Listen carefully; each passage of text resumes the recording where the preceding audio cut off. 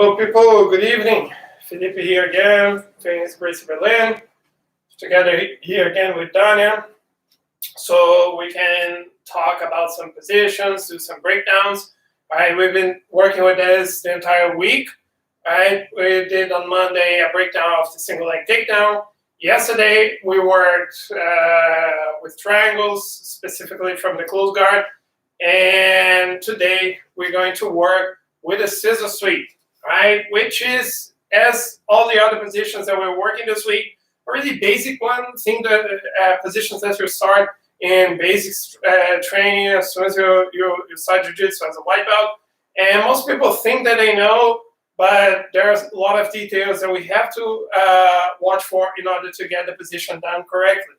All right, so we're going to cover some of those details. We're going to check if we can do it in no-gi and how we can do it in no-gi so we can adapt. All right, so good evening, everyone. Let's start.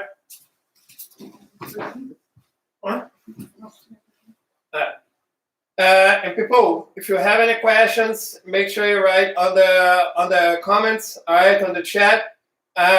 You guys can ask the questions during the demonstration, and afterwards, as I am done, I can explain to you, I can answer your questions in the best way possible.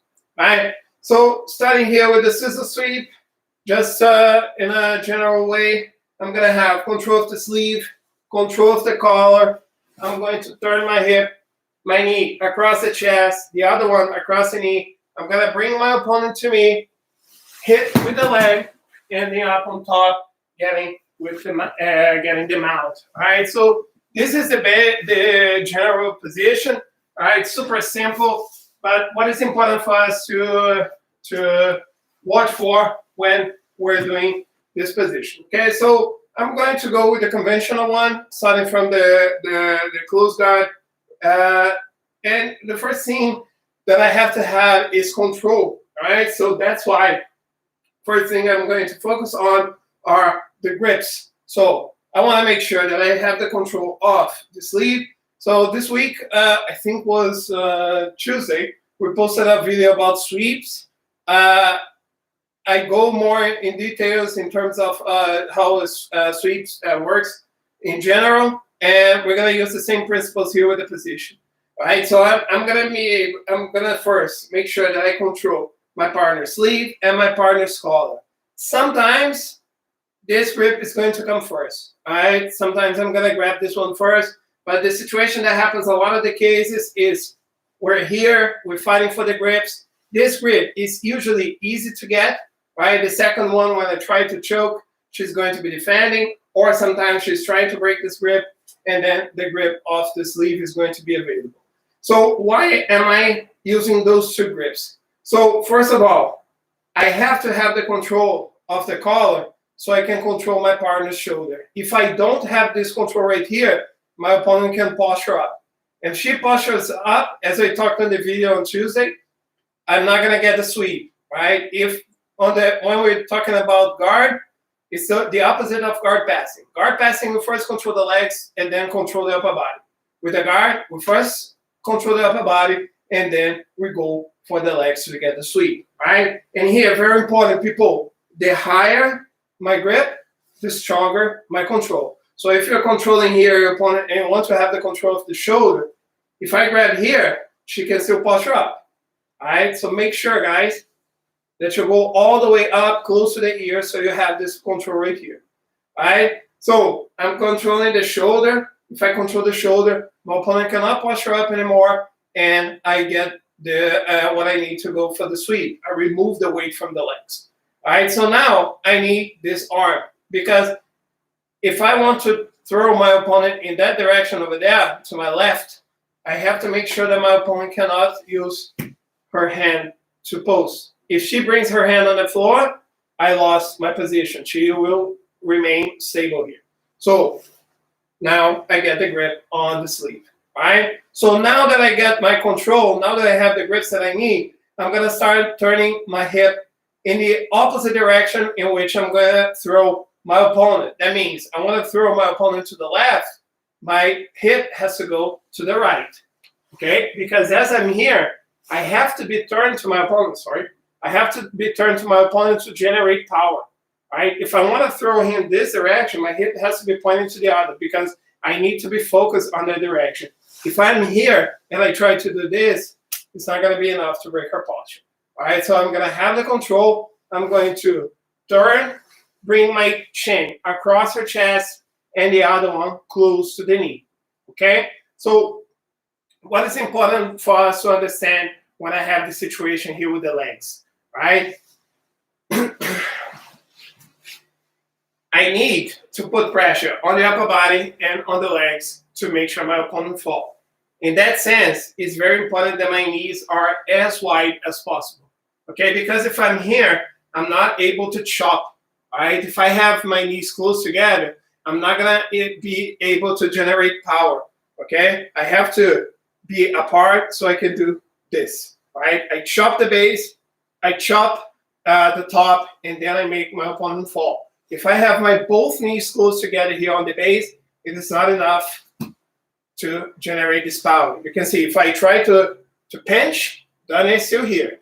If I open my base and I hit the knee and I hit the upper body, I'm breaking her balance. She is being able to stand because she is using her hand.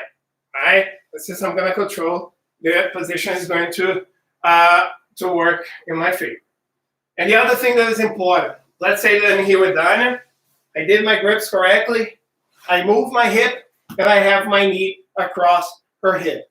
If I have this, Dania now can start smashing the knee and work for the pass. And that's a big problem for me. Right?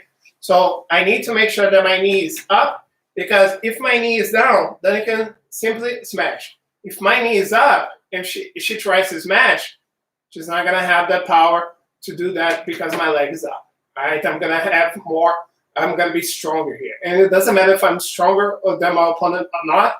If I have the situation right here, my opponent is not going to be able to push my knee down, right? Unless my opponent is all the way up, which is not the case here.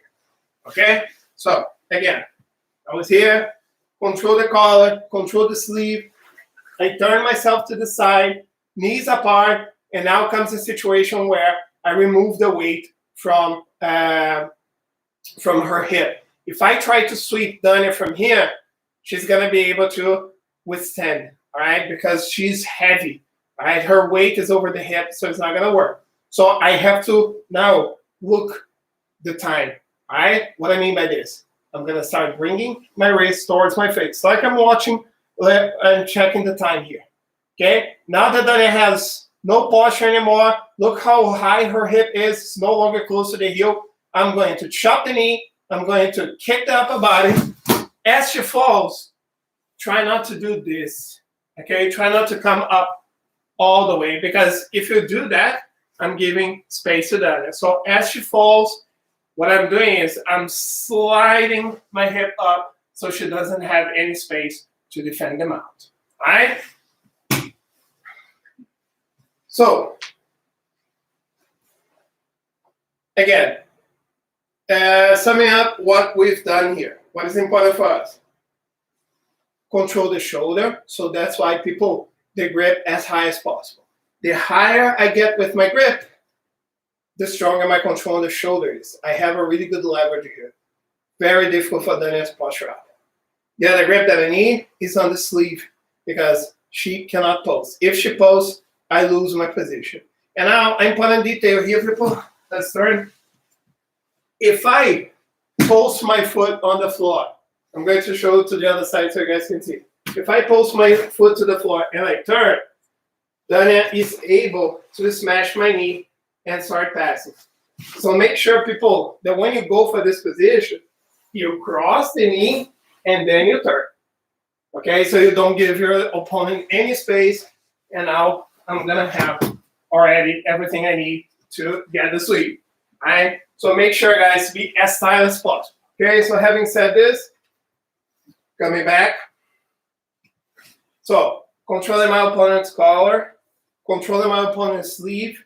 I'm going to turn towards my grips in order to generate power, bringing my shin across the chest, the other knee here, really close to the knee, all right? If I am up, I'm not going to be able to chop it. I have to go as low as possible to break the base.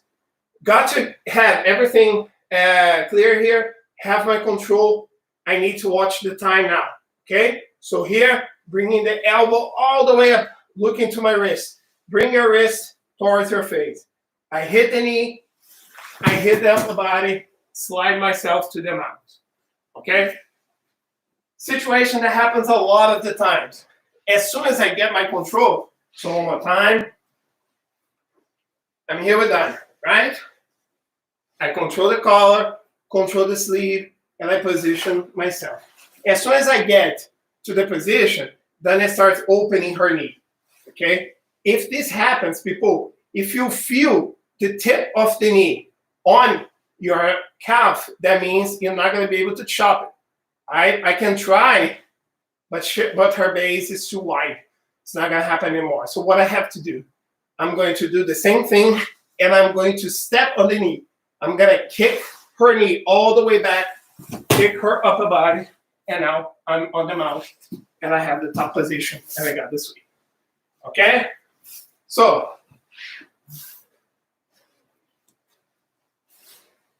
control the collar to control the shoulder, control the sleeve so your opponent cannot escape.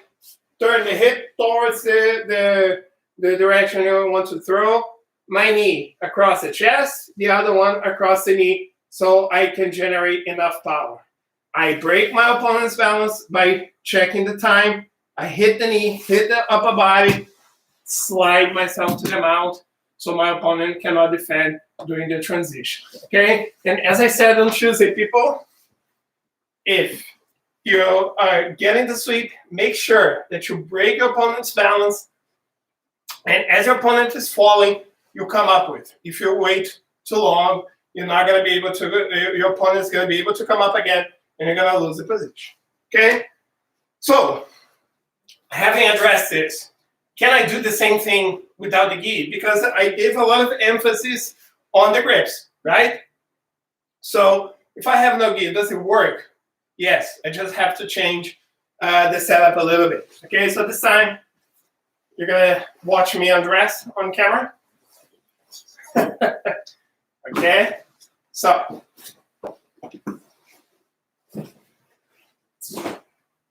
all right, let's focus on the no-gi. So similar situation, but this time I have no sleeve, no collars to grab. What do? I still need to control the shoulder. I still need to remove the weight from the hip so I can sweep, right? So everything else is going to be the same except for the beginning. What can I use to control the shoulder? I have to bring my opponent to me. So first I'm going to focus on breaking my opponent's balance, because what I want is access to this elbow right here. All right, so let's turn a little bit to this direction. So I'm going to control my opponent's sleeve. I'm going to bring my wrist under the wrist, because I need both arms on one arm so I can generate enough power. And I'm going to use my arms and my legs to bring my opponent to me. Having done this, I keep the wrist control, and I'm going to grab here on the elbow. But watch what I'm doing. I'm going to pull the elbow to one direction and the wrist to the other. Okay, so when I get to do this, now my opponent has a really hard time posturing out. Okay, because I have the control of the shoulder. All right? Daniel was asking me before when we were rehearsing about controlling the hand. It's also a valid grip, okay? It's a really strong one. So if you guys want to get it even stronger, go for the hand and get this grip, okay? This is a very strong one. So got to this position. Now it's the same.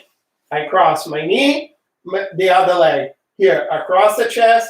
I'm going to bring my opponent to me, hit, slide myself on top, get in the position, and I have the mount. All right? So what is important when we're talking about no-gi is, since you're going to have less control, the gi gets you more control. That's no doubt. All right?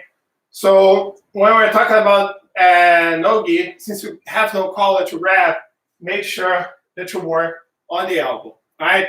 Another thing that you can do, but this is something that we have to be careful a little bit, because and this is something that I can try, because some people, they like to control with both hands on the wrist.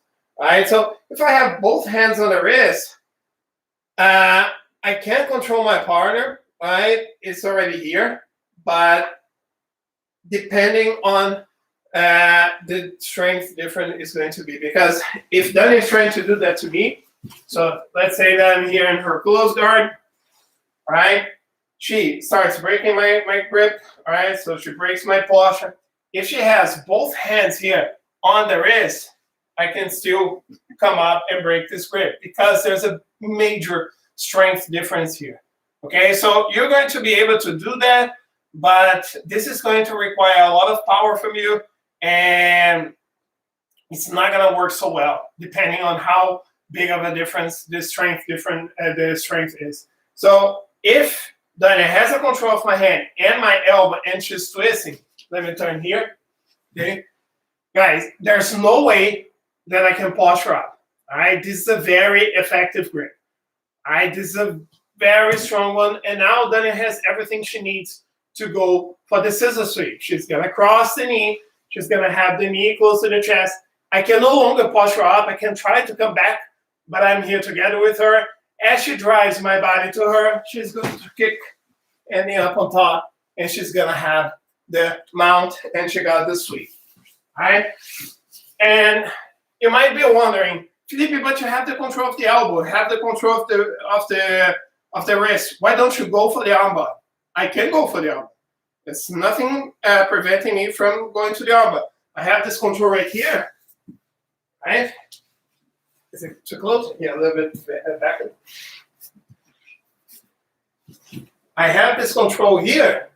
I can gladly attack the armbar. Nothing preventing me from doing that. What is the thing? It's depending on what you want. All right? So let's say, for example, there is no gi. All right, I'm super sweaty, and you're afraid that you're going to lose the arm. Sometimes during the movement, people whoop, just with the sweat, they manage to remove the arm.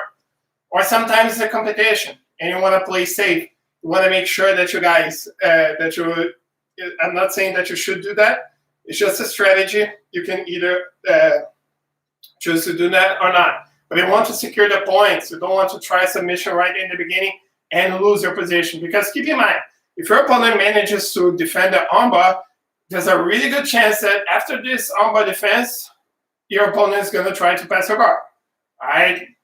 And sometimes you want to make sure that you get a better position, you score the points, because in a tournament, if you get the sweep and you end up on the mount, that's 6 points.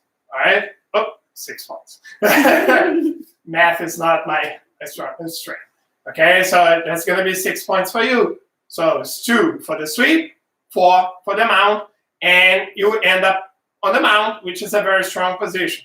So nothing wrong with going for the armbar. It's just calculating the risks. Okay, so to sum up, no gi. One more time. Okay. So I have the close guard. I bring my opponent's elbow to me using arms and legs, okay?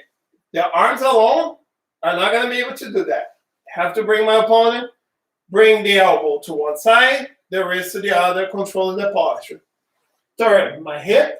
All right, I'm going to cross my knee across my opponent's chest, the other leg close to the knee, bring my opponent to me, hip straight to the mount.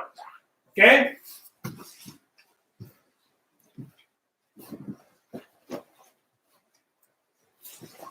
With the gi. Felipe, can I do the same thing? Yes, of course you can. All right, not a problem. I just address this way because it's way easier to get. All right, since you have control, since you have options to get the control, make sure you use it. Okay, control of the collar, of the sleeve. I turn my hip, knee across the chest, the other one close to the knee, all the way on the ground.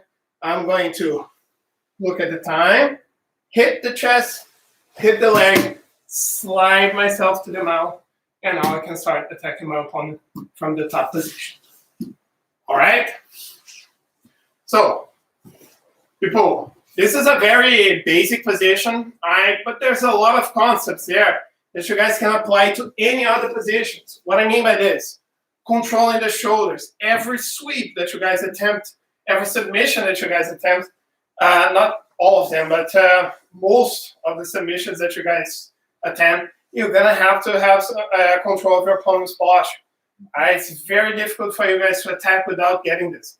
So using the grips on the collar, on the sleeve, those are very effective, right? For any sweep that you wanna get, you have to have the control of one of the limbs, right? If your opponent has both legs and arms free, you're not gonna be able to destabilize them. They're gonna be able to use hands, lift the legs and stuff, and they're not gonna be able to get a sweep. So it's very important to get the control of this. Turning the hips to generate power. That's the same with the butterfly guard, with the pendulum sweep, whatever. You have to make sure that you direct your power towards the position that you want to get. You bring your opponent down and you come up in a tight and smooth transition. That's important for every situation. You cannot give space, because when you get the sweep, you don't want. Sometimes you're gonna end up in your opponent's guard, but if you can end up whether side control, bad, mount, this is a way better situation to end up. So pay attention to those situations. Okay, guys, with the no gi, like I said, this control that we did with the elbow, with the wrist, that's effective for everything, right? Not for everything, I'm sorry. But that's effective for a bunch of things. For a sweep, for arm bars, for wrist locks, all right? So you can get a number of attacks from that position, okay? So, guys, I'm gonna give you guys 2 minutes to ask questions if you have any. If not, that's it for today. Tomorrow, we're going to be working with the knee slice pass, okay? So make sure to write your questions, people. If not, we're done for the day. Dania, do you have any questions? I asked it already. Which one? The one with the hands. Okay, so yeah, the hand one, again, is a very good grip. If you guys have the possibility of doing that, it's okay. And guys, you can ask any questions regarding any submissions. Okay, so Andrea has a question. In no gi, when controlling the wrist, is it better circling the wrist with thumb and the other 4 fingers, or all the 5 fingers in the same direction? Let me see if I get what you're asking. So, in no gi, when controlling the wrist, is it better circling the wrist with thumb? Let me go close to the camera here. Okay. And then let me know if this is what you're asking. You're asking this? To do this control right here that you're asking?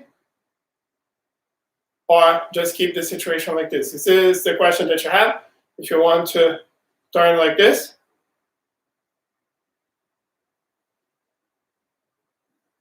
If it is, just say yes. All right? Because if this is the question that you're asking, so just showing the situation. What I get? How's the grip on the wrist? That's what you're asking. So I'm going to do really close to the camera, and that's why I'm not going to do from the close guard so you can see. Okay, so you can have this. All right, if I have this control, for Dania to come back with her shoulder is already difficult, right? Okay, I have the control of her shoulder here, but if you get this control on the thumb, what Dania asked actually was turning this, okay? She was grabbing this part of the hand right here. And you see how, as I turn her hand into this direction, she's already falling. So the higher you get on this control, the more control you're gonna have on your opponent. I thought he was asking from when you are trying to open your opponent to you. If it is just for the moment where I try to break my opponent's balance, so I'm going to show both. So a little bit here. Okay, so I'm a little bit closer to the camera. The first grip that I'm going to do is this. Okay, my opponent My opponent has the hand on my hip. I'm gonna go with my thumb in and the 4 fingers inside. All right. I'm not going to do the monkey grip right here. This is a different thing. All right. Because what I'm trying to do is not actually I don't want to prevent my opponent from moving the arm. Okay. Because basically that's what my opponent wants. My opponent wants to stay here. Dania wants to make sure that she has this control. And I'm going to make this grip like this. Okay. As I break the balance, this is already enough to keep my opponent control. If I move higher and I start turning my hand, I'm going to add more power to it. Okay? Like I said, we've talked about this a few times before. The further I get from the joint, the stronger I'm going to be against my opponent. Okay? My opponent is really strong on the forearm, but really weak on the hand. So if I get to have this situation here, look what I'm doing to them. All right? I'm already breaking her posture. If I try to do just stay stable with your arm stiff, if I try to do this here with the forearm, I'm not breaking her balance. If I do it here on the hand, I'm already turning my opponent. So this is a very important thing to have. With the wrist, provided that you have the control on the elbow, is also enough for you to get the sweep. All right, but the first grip that I do to break the balance, I'm going to simply thumb and 4 fingers apart, and I'm going to hold. All right, I break the control. Now I bring my thumb in, okay? Because now I want to generate power here with my grip. I want to bring to the side, making sure that my opponent cannot retrieve. All right, so if this is the question, this is the situation. First, hand in a C. I'm going to grab the wrist. I'm going to break the posture. Thumb joins the other fingers, and I start turning my opponent. I want to increase my power. I go to the hand, and I turn my opponent's palm of the hand to the outside, to you. Maybe we turn. No, facing him. Okay, so I'm here. First grip, C. All right, thumb and 4 fingers. I'm gonna control. I'm gonna break my opponent's posture, bring the elbow, pull the wrist, and now I'm gonna have a monkey grip on the wrist. Okay, if I wanna increase the power, I move higher with my grip, and now I'm gonna have the grip on the hand, twisting her hand to the outside. Okay?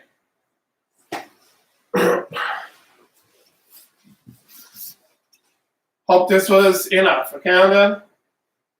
But let me know if it's not. If you want to send me a audio, because sometimes it's complicated from reading to understand what you're asking. But if you want if this is not yet clear for you, no worries. You can even shoot a video and send it to me, and I'm gonna be glad to answer.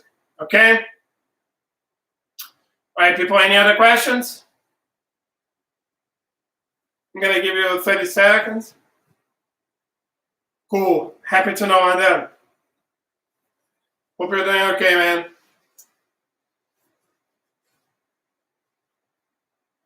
Okay, everyone. So, like I said, tomorrow we're going to be working with the knee slice pass. Okay, with the knee cut. Some people call it knee slice, knee cut.